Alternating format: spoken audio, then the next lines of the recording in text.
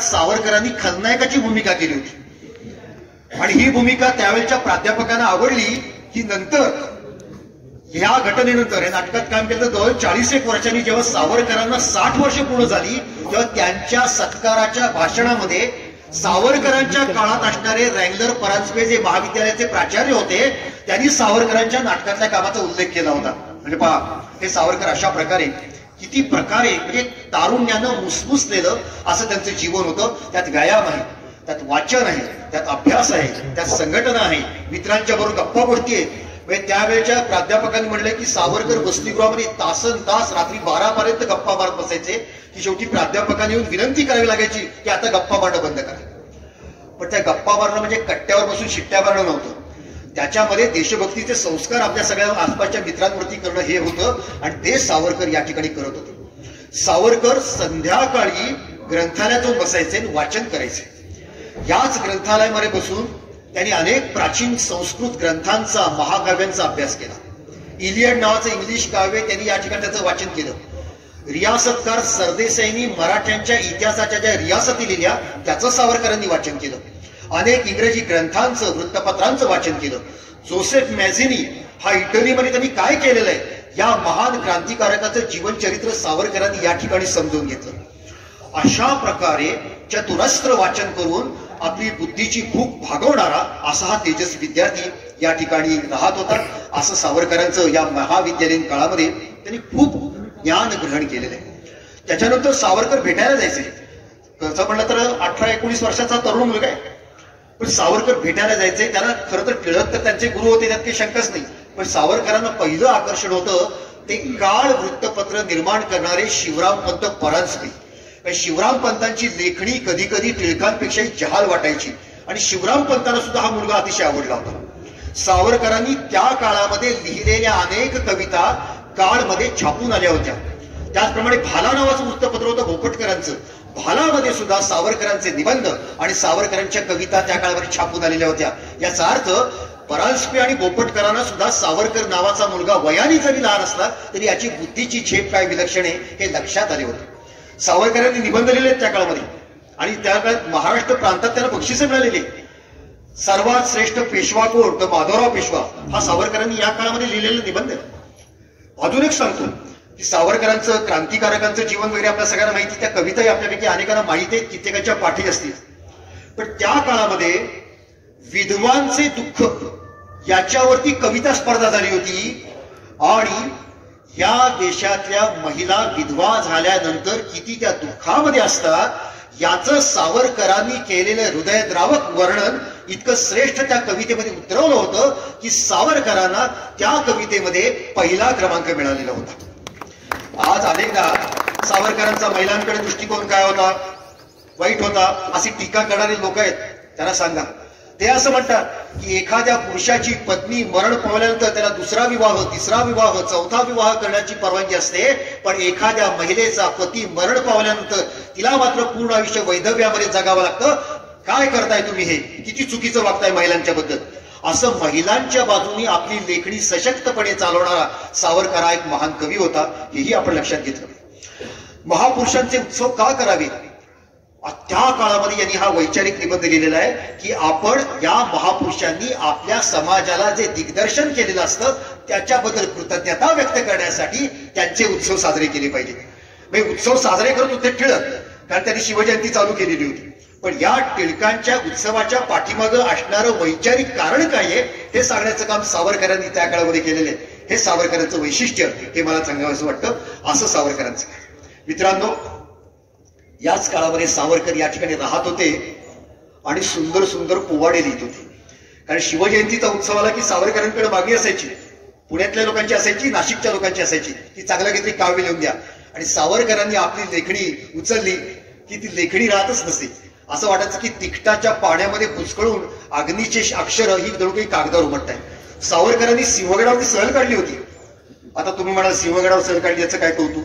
आज आमची मुलं गाडीला किक मारली की 2 तासात सिंहगडला जातात, पण करतात काय त्यांना विचारतो. मी शाळेत शिक्षक आहे, मुलं येतात, सर सिंहगडला जाऊन आलो. म्हटलं काय केलं, नाही एक प्लेट भजी खाल्ली, मग दही खाल्लं, मग ताक पिलं, मग झुणका भाकर खाल्ली, परत आलं. म्हटलं तानाजीची समाधी बघितली का? तेवढंच राहिलं म्हणजे बघायचं. शिवाजी महाराजांनी भावी पिढ्यांना भजी खाण्यासाठी एक स्पॉट असावा म्हणून सिंहगड निर्माण केला, असं काही काळाने इतिहासात लिहावं लागेल. सिंहगडावरती त्या काळात सहल काढणं सोपं होतं. डोंज्यापासून चालत जावं लागायचं सगळा प्रवास करत आणि मग वर जाऊन त्याचं दर्शन घ्यावं लागायचं. सावरकरांनी तानाजीचा पोवाडा दिलाय आणि काय अप्रतिम त्याचे शब्द काय. तानाजी मालुसरे जेव्हा रात्रीच्या त्या माघ नवमीच्या अंधारामध्ये वरती जात आहे दोरावरनं, तो कडा सर करताय आणि सावरकर म्हणताय, तानाजी चढो लागले, स्वातंत्र्य चढो लागले, सौभाग्य चढो लागले. हे वरती चाललेले सिंहगडाचं सौभाग्य वरती चालत येत आहे. काय कवी कल्पना. सावरकरांनी त्या कवितेच्या शेवटी असं म्हणलंय की रत्नाकर म्हणजे समुद्र, समुद्राच्या पोटामध्ये लक्षावधी कोट्यावधी रत्न असतात म्हणून त्याला रत्नाकर म्हटलं जातं. तो समुद्र सिंहगडाकडे बघतो आणि त्याच्या मनात सिंहगडाबद्दल द्वेष निर्माण होतो. का? तेव्हापासून रत्नाकर बहु तिचा द्वेष करी. तिचा म्हणजे सिंहगडाच्या भूमीचा. कशासाठी? जेव्हा ती भूमी ठेवी तानाजी समुदरी, म्हणजे तो समुद्र असं म्हणतो, सागर असं म्हणतो, रत्नाकर असं म्हणतो, अरे माझ्या पोटामध्ये कोटी कोटी रत्न आहे, पण हे सिंहगडा तुझ्या पोटामध्ये एकमेव रत्न आहे, ते तानाजी मालुसरे, तू माझ्यापेक्षा श्रीमंत. ही प्रतिभाषा. दुसऱ्या वर्षी बाजीप्रभूंचा पोवाडा दिला. सावरकर खर तर बाजीप्रभूंच्या तोंडून स्वतःच बोलतायत. चला घालू स्वातंत्र्य संगरी रिपूवरी घाला, याचा अर्थ त्या मोगलांवरचा घाला किंवा आदिलच्या त्या सैन्यावरचा घाला नाहीये, आत्ताच्या इंग्रजांवरती आपल्याला असाच घाला घालायचा आहे. हा मेसेज, हा संदेश सावरकर त्यातनं देत आहे. आणि म्हणून त्या ठिकाणी आपल्याला अशी सूचना आली की ज्यांना बसणं शक्य आहे त्यांनी बसायला हरकत नाही. म्हणजे मग जर का कुणाला उभं राहणं जर का अवघड वाटत असेल तर आपण या ठिकाणी बसून सुद्धा ऐकायला हरकत नाही. आणि तर आपण ज्या ठिकाणी त्या ठिकाणी बसायला हरकत नाही. सावरकरांनी त्या ठिकाणी बाजीप्रभूचा पोवाडा दिला. त्यात एक वाक्य असं आहे, साप विखारी देश जननीचा घे या चावा, अवचित गाठून ठकवून भुलवून कसाही ठेचावा. तेव्हा देश जननीचा चावा घ्यायला येणाऱ्या अशा या शत्रूला आपण ठेचलं पाहिजे, असं सावरकर सांगताय. मित्रांनो, कुठलाही पोवाडा जेव्हा लिहिला जातो किंवा एखादं काव्य लिहिलं जातं, शाहिरी काव्य, त्याच्यामध्ये पद्धत अशी आहे की देवतांना आवाहन केलं जातं. मग गणपतीला या, शंकराला या, देवीला या असं आवाहन केलं जातं. सावरकर बाजीप्रभूचा पोवाडा लिहित आहे आणि त्या पोवाड्यात ते काय म्हणताय, जयोस्तुते श्री महन मंगले शिवास्पदे शुभदे, स्वतंत्रते भगवती त्वामहं यशोयुता वंदे. आम्ही गात असे श्री बाजीचा पोवाडा आजी, असा मी बाजीप्रभूचा पोवाडा गातोय. आणि कुणाला बोलत आहेत तो? चितोडगडच्या बुर्जांनो तुम्ही जोहार असं या, प्रतापशाली प्रतित विक्रमा याहो या समया, तानाजीच्या पराक्रमास सिंहगडा याई, निगा रखो महाराज रायगड की दौलत आई, जरीपटका तोलीत धनाची संताजी या, दिल्लीच्या तख्ताची छकले उधळीत भाऊ या, घनदाट सभा दाटली घोर त्या काली, जय स्वतंत्रतेचा बोला, जय महाराष्ट्राचा बोला, जय भवानी की जय बोला, तुम्ही मावळे बोला हर हर महादेव बोला, चला घालू स्वातंत्र्य संगरी रिपूवरी घाला, चला घालू स्वातंत्र्य संगरी रिपूवरी घाला. असं प्रकारचं काव जे त्यांनी लिहिलेलं आहे. आणि काय उपमा आणि अलंकार आहे. त्या ठिकाणी बाजीप्रभू लढताय आणि लढताना ते तोफेचा आवाज येते म्हणून कान तिकडे, आणि म्हणून त्या ठिकाणी रक्ताने लाल लाल झालेले बाजीप्रभू देशपांडे कसे दिसत होते. ती खिंड म्हणजे तोफ आहे आणि त्यातून येणारे बाजीप्रभू म्हणजे तोफेचा लाल गुंद गोळा आहे, अशी कल्पना दिली. एका ठिकाणी सावरकर म्हणताय, समर रणांगणी चेंडू फळीचा डाव भरा आला. चेंडू फळी म्हणजे क्रिकेट. मावळे रणांगणावरती क्रिकेट खेळतायत म्हणजे असं की तलवार ही त्यांची बॅट आहे आणि शत्रूची मुंडकी आहे त्यांचे बॉल आहे, आणि मावळे त्या ठिकाणी चेंडू फळीचा डाव हा रणांगणात खेळतायत, असं बोलणारे सावरकर. अशी त्यांची प्रतिभाशक्ती काय विलक्षण. आणि म्हणून सावरकरांनी अशा प्रकारचं काव्य लिहिलं. आणि त्याही पेक्षा महत्वाचं, त्या काव्याचा उल्लेख केल्याशिवाय पुढे जाताच येणार नाही. आणि म्हणून मित्रांनो, ही जी खोली आपण बघतो आहोत की ज्या ठिकाणी सावरकर 4 वर्ष राहिले होते, पण त्याही पेक्षा मराठी भाषेचं अजरामर लेणं असणारी महान कविता जयोस्तु ते श्री महन मंगले, याचं जन्मस्थान म्हणजे ही जागा आहे, म्हणून आपल्याला जास्त जयोस्तु ते श्री महन मंगले शिवास्पदे शुभदे. काय कमाल आहे. पण या कवितेचा मागचा अर्थ समजून घ्या, सावरकरांचं चिंतन समजून घ्या. आम्ही सरस्वतीची पूजा केली, आम्ही अनेकदा लक्ष्मीची पूजा केली, आम्ही दुर्गा मातेची, काली मातेची पूजा केली. एकेची पूजा करणं राहिलं, स्वातंत्र्य देवतेची. आणि म्हणून सावरकर म्हणतायत की आम्ही धनाची पूजा केली लक्ष्मीच्या रूपानं, पण धन असेल, बुद्धी असेल, शक्ती असेल, पण स्वातंत्र्य नसेल तर याचा काय उपयोग. उलट आपल्या धनाचा उपयोग परक्यानं होतो, आपल्या शक्तीचा उपयोग परक्यांना, आपल्या बुद्धीचा उपयोग परक्यांना. आणि म्हणून एक वेळ या भूमीमध्ये सरस्वतीची, लक्ष्मीची, काली मातेची पूजा नाही झाली तरी चालेल, पण स्वातंत्र्य देवतेची पूजा आधी व्हायला पाहिजे, हे महत्वाचं आहे. केवढा मोठा विचार म्हणा. आणि या 20 वर्षाच्या मुलाची प्रतिभा काय आहे. जे जे उत्तम उदात्त उन्नत महल मधुरते, ते म्हणजे स्वातंत्र्य. मोक्ष मुक्ती तुझीच रूपे, तुलाच वेदांती, स्वतंत्रते भगवती योगीजन परब्रह्म वदती. तू म्हणजे परब्रह्म, तू सूर्याचे तेज, उदतीचे गांभीर्य ही तुझ. तू सूर्याचं तेज आहेस, तू दर्याचं गांभीर्य आहेस.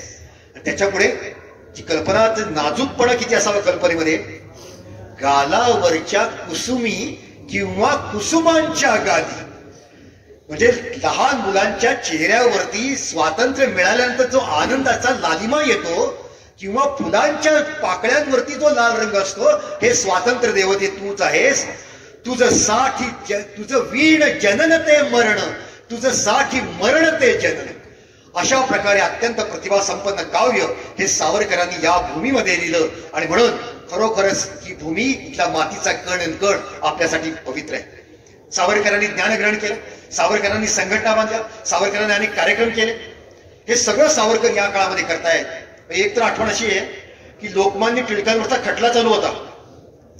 वास्तविक पाहता तो ताई महाराज प्रकरणातला खटला होता, सावरकरांशी काही संबंध नव्हता, पण टिळक आपले आदरणीय, टिळकांवरचा खटला चाललाय. सावरकर न्यायालयात गेले. ही तरुण पोरं न्यायालयात येत आहेत म्हणल्यानंतर त्यांनी जरा अडवण्याचा प्रयत्न केला. सावरकर भांडले, आम्ही कुठलाही गडबड गोंधळ करणार नाही, पण आम्हाला कोर्टामध्ये खटला ऐकण्याची परवानगी दिली पाहिजे. आणि सावरकरांनी हट्टाने आतमध्ये प्रवेश मिळवला. अशा प्रकारे आपल्या आराध्य असणाऱ्या लोकमान्यांच्या बद्दल त्यांच्या मनात नितांत प्रेम होतं.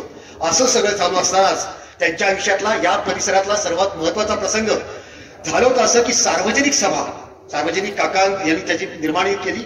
त्या सभागृहामध्ये कार्यक्रम होता. वंगभंग आंदोलन चालू होतं. वंग म्हणजे बंगाल, भंग म्हणजे फाळणी. बंगालची फाळणी 1905 साली कर्जन नावाच्या अधिकाऱ्याने केली होती. त्याच्या विरोधात सगळ्या भारतामध्ये प्रचंड आंदोलन निर्माण झालं. लोकमान्य टिळकांनी चतुसूत्र दिली. विदेशीवर बहिष्कार, स्वदेशीचा वापर, राष्ट्रीय शिक्षण आणि स्वराज्य, अशी ती चतुसूत्री होती. टिळक बोलत होते, केसरीतनं लिहित होते. सावरकर त्यावेळेला सार्वजनिक सभेच्या सभागृहात झालेल्या भाषणात बोलताना म्हणले, आपण सर्व हिंदू लोक होळी पौर्णिमेला जे अपवित्र आहे, जे अशुभ आहे, त्याचं दहन करतो, ती होळी. मग टिळकांची भाषण, टिळकांचे लेख सुशिक्षित लोक वाचतात. खेड्यापाड्यापर्यंत हा मेसेज कसा जाणार, अशिक्षित अडाणी लोकांना कसं कळणार. आणि म्हणून आपण काय केलं पाहिजे, जुन्या सणाचा नवीन उत्सव उपयोग. टिळकांनी हेच केलं. गणपती घरामध्ये होता, तो चौकामध्ये आणला, त्याचा उपयोग करून घेतला. त्याप्रमाणे होळी पौर्णिमेचा आपण उपयोग करू आणि विदेशी कपडे जाळू होळीच्या दिवशी, म्हणजे त्याच्यातून असा संदेश जाईल, विदेशी कपडे अपवित्र आहेत, ते वापरता कामा नये. त्यावेळेला टिळक नव्हते, त्यावेळेला नची केळकर होते, त्यावेळेला शिवरामपंत परांजपे होते. परांजपेने कल्पना उचलून धरली. पण काही लोक म्हणजे जाळू नका, तुम्हाला अटक वगैरे होईल, वाटल्याचे कपडे आपण गरिबांना वाटू. सावरकर म्हणले नाही, ते आम्ही पण वापरायचे नाही, तसेच ते गरिबांनी पण वापरायचे नाही, होळीच करायची. आणि काही दिवसांनी टिळक आले. ही सगळी तरुण मुलं त्यांना घाबरत घाबरत भेटायला गेली की आमच्या मनात अशी कल्पना आहे, विदेशी कपड्याची होळी करू का. पहिल्यांदा टिळकाने जरा चाचपून बघितलं की या मुलांच्या मनात खरंच आहे, ते जिद्द आहे की नाही. पण जेव्हा सावरकरांची जिद्द त्यांनी बघितली, टिळकांचे उद्गार असे होते, होळी करायची असतील तर 4-2 कपडे एकत्र करून शेकोटी करू नका, गाडावर कपडे गोळा करा आणि अशी होळी करा की ज्या होळीच्या आगीची धग इंग्लंडच्या राणीच्या सिंहासनाला बसली पाहिजे. आहे का तयारी. आणि मुलांनी, टिळकांनी आव्हान केलं, मुलांनी ते आव्हान स्वीकारलं. आणि पुण्यामध्ये 1905 साली दसऱ्याच्या दिवशी होळी झाली. त्यावेळेला त्या महाराष्ट्र विद्यालय आता तिथे शनिवार पेठ आहे ना, शनिवार पेठेमध्ये आज सुद्धा गुरुदत्त सहवास नावाची इमारत आहे. तिथे पूर्वी महाराष्ट्र विद्यालय नावाची शाळा होती. तिथून ती सुरुवात झाली. गाडाभर कपडे आणले. आणि एक सांगतो, त्या होळीचा जो प्रसंग घडला तिथे आता स्मारक निर्माण केलेलं आहे. त्यात शिवरामपंत परांजपे होते, लोकमान्य टिळक होते, सावरकर होते, अजून एक मुलगा होता. त्याचं नाव आहे विष्णू गणेश पिंगळे. हा विष्णू गणेश पिंगळे त्यावेळेस शाळेत जाणारा छोटा मुलगा होता. पुढे तो अमेरिकेला गेला, गदर पार्टीचा कार्यकर्ता झाला, भारतात आला, मोठा उठाव केला आणि त्यांनी नंतर फाशी स्वीकारली. फाशी झाली त्याला. त्याचं महत्व काय भारताच्या इतिहासात? विष्णू गणेश पिंगळे पुण्यापासून जवळ तळेगाव ढमढेरेचा हा मुलगा. भगतसिंग यांनी असं लिहून ठेवलेलं आहे की मी क्रांतिकारक झालो, यासाठी मला प्रेरणा कुणाची मिळाली असेल तर ती महाराष्ट्राच्या विष्णू गणेश पिंगळेची प्रेरणा मिळाली. इतका हा विष्णू गणेश सुद्धा त्या होळीच्या कार्यक्रमात होता. आणि मोठी होळीची मिरवणूक निघाली. समोर चौघडा वाजतोय. जसं रेड्याला बळी देताना त्याच्यावरती गुलाल टाकतात, तसं त्याच्यावरती गुलाल टाकलेला आहे. चौघडा वाजतोय. सगळे कार्यकर्ते जात आहेत. वंदे मातरमचे घोषणा होत आहे. आणि तिथूनची जी मिरवणूक निघाली ती लकडी पूल ओलांडून पलीकडच्या बाजूला गेली.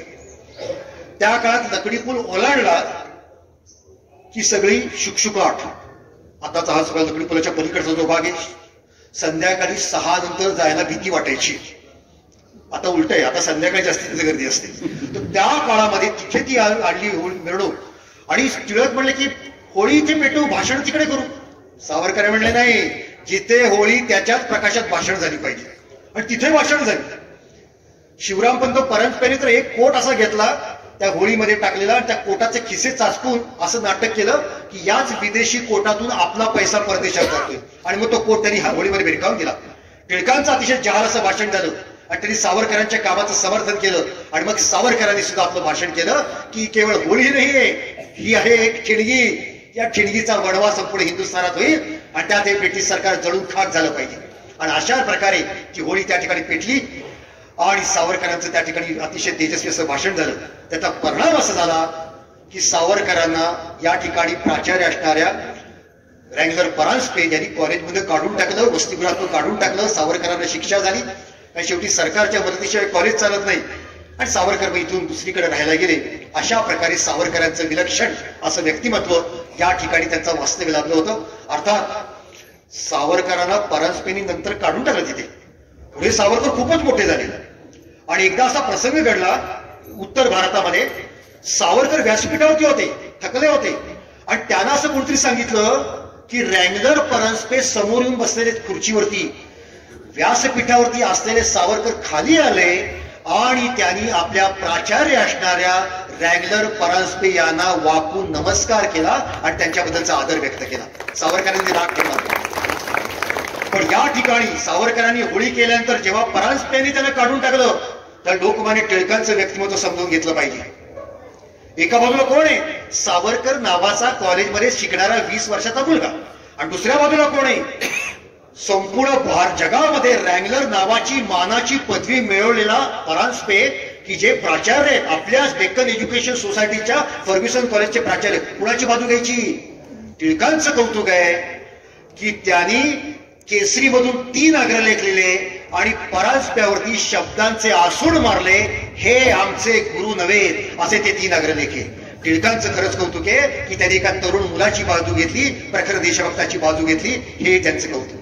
अशा प्रकारे स्वातंत्र्यवीर सावरकर यांचा सहवास लाभलेलं अशी वास्तू आहे. मित्रांनो, सावरकरांचं व्यक्तिमत्व पुढच्या काळामध्ये किती मोठं झालं हे वेगळं सांगायला नको. आत्ताच्या काळामध्ये काही नतद्रष्ट सावरकरांच्या देशभक्तीवरती शंका घेतात. दुपारच्या वेळेला आसमानात तळपणाऱ्या सूर्यावरती तुम्ही थुंकण्याचा प्रयत्न केला तर थुंकी तुमच्या तोंडावरती पडते, सूर्यावरती त्याचा परिणाम होत नसतो. सावरकर सूर्य आहे, त्याच्या वाटेला जाण्याचा प्रयत्न करू नका. तुमचंच अस्तित्व राहणार नाही हे लक्षात ठेवा. एकच प्रसंग सांगतो. सावरकर इंग्लंडमध्ये होते. पुढे सावरकरांना अटक झाली. आयर्लंड नावाचा जो देश आहे तिथल्या आयरिश वृत्तपत्रांमध्ये बातमी आली सावरकरांना अटक झाल्याची. पण त्याच्यामध्ये स्पेलिंग करताना सावरकरांच्या या आडनावाचं स्पेलिंग मध्ये VAR असा शब्द आहे तर त्यांनी WAR असं टाकलं होतं. तर कुणीतरी त्यांना म्हणलं, उपसंपादकाच्या डोलक्या घेतल्या की काय, तुमची स्पेलिंग मिस्टेक झाली का, तुम्ही स्पेलिंग चुकीचं लिहिलं. ते म्हणले स्पेलिंग मिस्टेक झाली नाही, आम्हाला मनापासून असं वाटतं की सावरकर या शब्दामध्ये वॉर म्हणजे युद्ध आहे, म्हणून आम्ही तसं स्पेलिंग त्याचं छापलेलं. अशा प्रकारचा हा एक विलक्षण व्यक्तिमत्व असणारा सावरकर नावाचा हा तेजस्वी वीर या ठिकाणी राहत होता. मित्रांनो, आज आपण हेरिटेज वॉकसाठी इथे आलेलो आहोत आणि या फर्ग्युसन कॉलेजची आपण फेरी करणार आहोत. तर याच आवारामध्ये अजून एका महान व्यक्तीची माहिती ही मला सांगायची आहे. इथून जरा पलीकडच्या बाजूला जाताना ती मला ती खोली दिसेल. जसे सावरकर या ठिकाणी राहत होते तसं अजून एक महान मराठी सारस्वत याचं राहण्याचं ठिकाण इथे होतं त्यांच्या महाविद्यालयीन काळामध्ये. ते म्हणजे राम गणेश गडकरी उर्फ गोविंदाग्रज. गडकरी या ठिकाणी काही काळ राहिले. गडकरी यांचा जन्म हा गुजरातमध्ये नवसारी इथे झाला. गुजराती देशाला खूप चांगली चांगली माणसं दिलेली आहेत. तर पण गुजरातमध्ये बघा, जन्म झालाय त्यांचा 1885ला, त्यांचा मृत्यू झालाय 1919ला. फक्त 34 वर्षाचं आयुष्य त्यांना मिळालेलं आहे, 34 वर्षाचं आयुष्य. पण असं हे गडकरी, त्यांची जेव्हा जन्मशताब्दी करायची होती 1985ला, तेव्हा मराठी लोकांना वाटलं की जायला पाहिजे त्यांच्या गावी, पण त्याचं जन्मगाव माहित नव्हतं. काही जण म्हणायचे गणदेवी, काही म्हणायचे नवसारी. कुठलं जन्मगाव, वाद निर्माण झाला. काही आधी वाटायचं की एकाच गावात 2 भाग असतील, पण नंतर लक्षात आलं नाही, 2 गावांमध्ये बरंच अंतर आहे. मग नवसारी का गगनदेवी, खूप चर्चा झाली, पत्रव्यवहार झाला, शोध घेतला. पण गुजराती लोकांना काय माहिती, 100 वर्षापूर्वी एक मुलगा इथे जन्माला आला कुठल्या घरामध्ये, काहीच सापडत नव्हतं. बघा योग कसा असतो. गडकरी म्हणायचे, माझं जीवन तुम्हाला माझ्या कवितांमध्ये आणि साहित्यामध्ये सापडेल. शंकर वैद्य नावाचे कवी होते, ते गडकरांच्या कवितांचा अभ्यास करत होते. त्यात एक कविता अशी होती की भारताच्या इतिहासातील सर्व साधू संत ऋषीमुनी यांचं वर्णन होतं. व्यास, वाल्मिकी, ज्ञानेश्वर वगैरे सगळ्यांचं वर्णन होतं. त्यात एक ओळ होती, मत जन्मस्थानाला नमन सद्गुरु टेलीदासाला.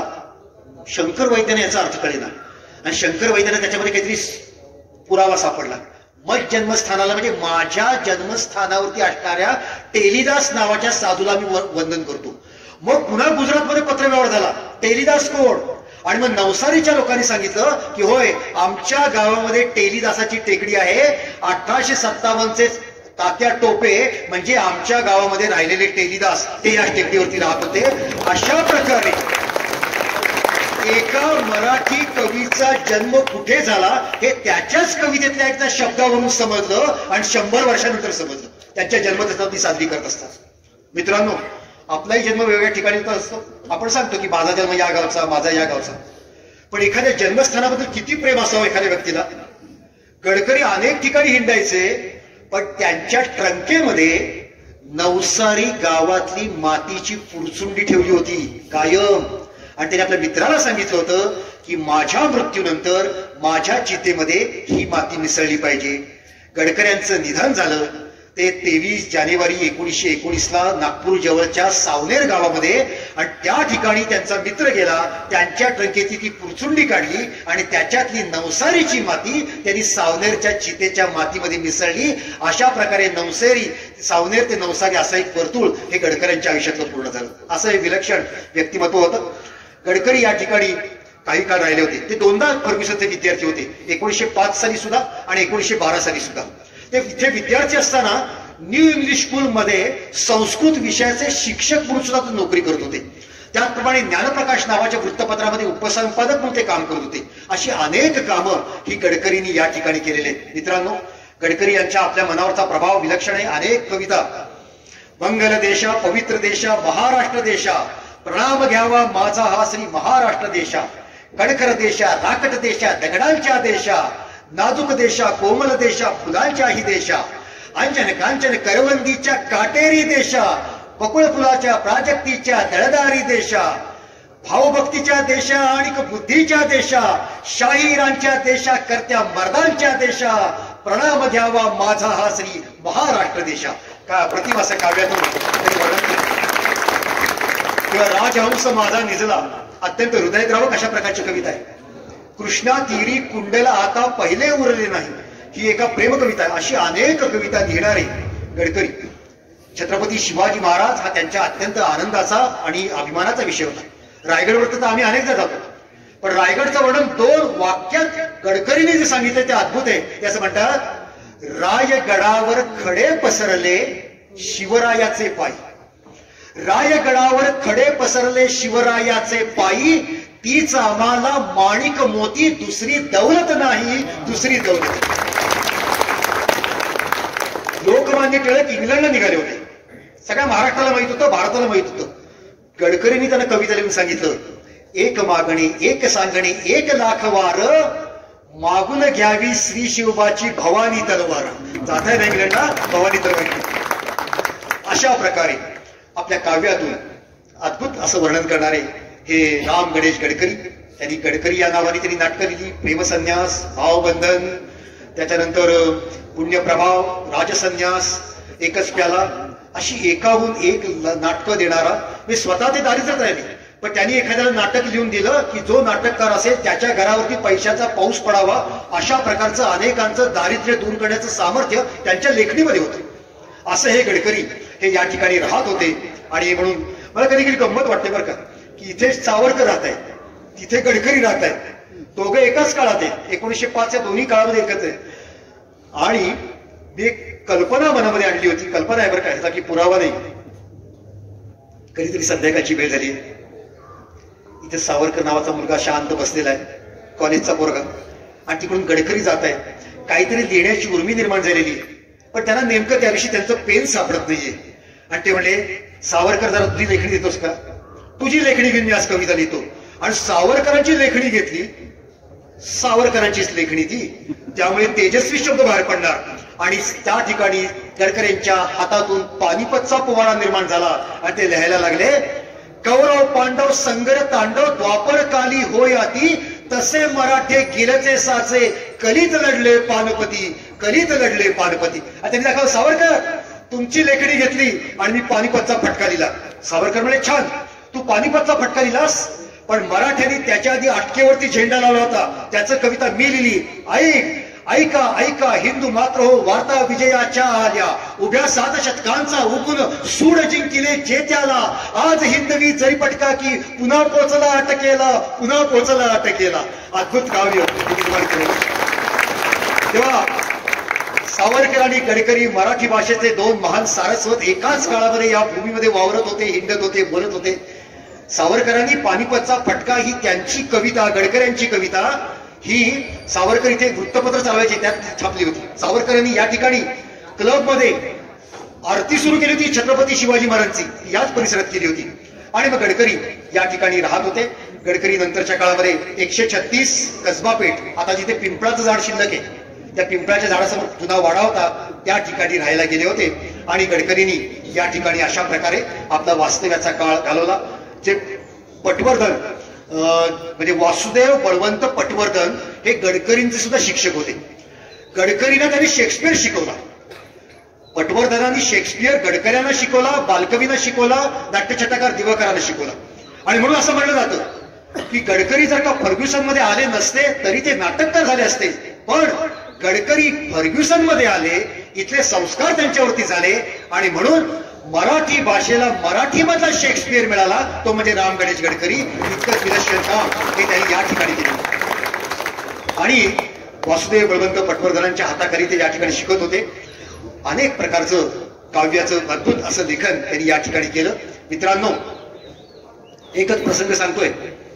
गडकरी, मी मगाशी म्हणलं 136 बुधवारमध्ये त्या कसबा पेठेमध्ये राहायचे आणि ते अनेक देवांच्या दर्शनाला वगैरे हिंडायला फिरायला जायचे।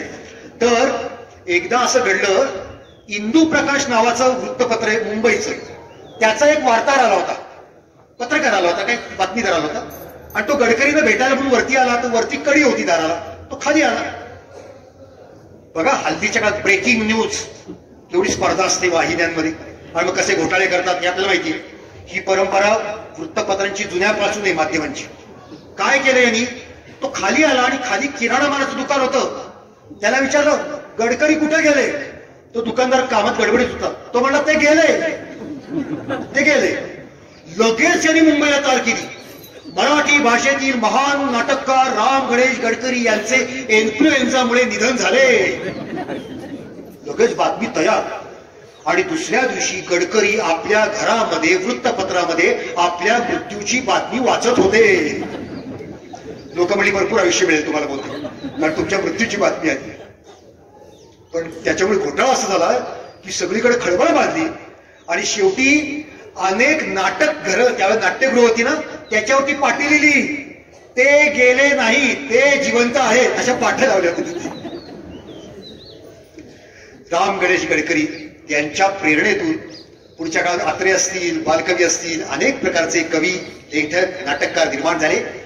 गडकऱ्यांचं एक एक नाटक म्हणजे मराठी साहित्याचा एक एक ताजमहाल असं सावरकरांनी, आचार्य अत्र्यांनी वर्णन केलेलं आहे. अत्रे तर असं म्हणायचे की चिपळूणकरांनी मराठी भाषेला सामर्थ्य दिलं आणि गडकऱ्यांनी मराठी भाषेला सौंदर्य दिलं. असं हे अद्भुत. गडकऱ्यांच्या कविता मगाशी सांगितल्या, कोट्या करणं, किती अद्भुत होतं त्याचं कोट्या करणं. मगाशी आता मी जे वाक्य सांगितलं की सौंदर्य हे स्त्रीचं सामर्थ्य असतं, तर सामर्थ्य हे पुरुषाचं सौंदर्य असतं. एकेका शब्दाला सुभाषिताचं बोले. आता आपले डोळे, डोळ्याच्या वरती कपाळ आहे, आपण अशी कल्पना आहे आपल्याकडे, कपाळावरती प्राक्तन दिलेलं असतं, म्हणजे आपलं नशीब इथं लिहिलेलं असतं, अशी कल्पना आहे. एका नाटकामध्ये एक नटी खूप रडत असते तिच्या आयुष्यात दुःखाला घडून, तर तो जो समजूत काढणार तिला असं म्हणतो, अगं बाई, डोळ्यातल्या अश्रूंनी कपाळावरचं प्राक्तन पुसलं जाऊ नये म्हणून तर परमेश्वरांनी कपाळाची रचना डोळ्यांच्या वर केलेली आहे. तू किती रडलीस तर उपयोग नाही. ही अद्भुतपण आहे. अशा प्रकारे. आणि एक तर प्रसंग असा नाटकात दाखवलाय, एका नाटकात ती नायिका आहे आणि त्यातला जो खलनायक आहे तो नायिकेचा हात आपल्या हातावर धरतो जबरदस्तीनं. तेव्हा ती म्हणते, तुम्ही माझा हात हातात घ्याल पण माझं हृदय तुम्हाला घेता येणार नाही, कारण हातापासून हृदय 2 हात लांब असतं. हातापासून हृदय 2 हात लांब. पुढे तो खलनायक इतकी संकट तिच्यावरती आणतो की सर्वात शेवटी नाटकाच्या ती त्याच्या पायावरती डोकं ठेवते आणि ती म्हणते, मी तुमच्या पायावर डोकं ठेवते तरी तुमच्या डोक्यामध्ये दया कशी निर्माण होत नाही. त्यावेळेला तो म्हणतो, अगं मूर्ख मुली, हातापासून हृदय 2 हात लांब असतं पण पायापासून डोकं 3.5 हात दूर असते, तुझ्या लक्षात कसं येत नाही. अशा प्रकारे अद्भुत कवितेचं आणि शब्दांचं सामर्थ्य लाभलेला मराठी भाषेचे शेक्सपियर ज्यांना म्हणता येईल असे गोविंदाग्रज, म्हणजेच बाळकराम नावाने विनोदी साहित्य लिहिणारे असे गडकरी. आणि म्हणून गडकरी जोपर्यंत मराठी माणूस आहे तोपर्यंत गडकरी आहेत. मगाशी मी म्हणलं ना की गडकरी गेले अशी बातमी आली, पण शेवटी पाट्या लागल्या ते गेले नाहीत, ते आहेत. त्याप्रमाणे कुणी नतद्रष्टांनी जरी गडकऱ्यांचा पुतळा फोडला तरी आम्ही सांगतो, गडकरी आहे, गडकरी जातो. अशा प्रकारे हा मराठी भाषेचा महान सारस्वत यांनी सुद्धा या ठिकाणी निवास केला होता. या 2 महान व्यक्तींची माहिती मी या ठिकाणी सांगितली. याच्या नंतरचं काम हे आपल्याला राऊत सर समजावून सांगतील.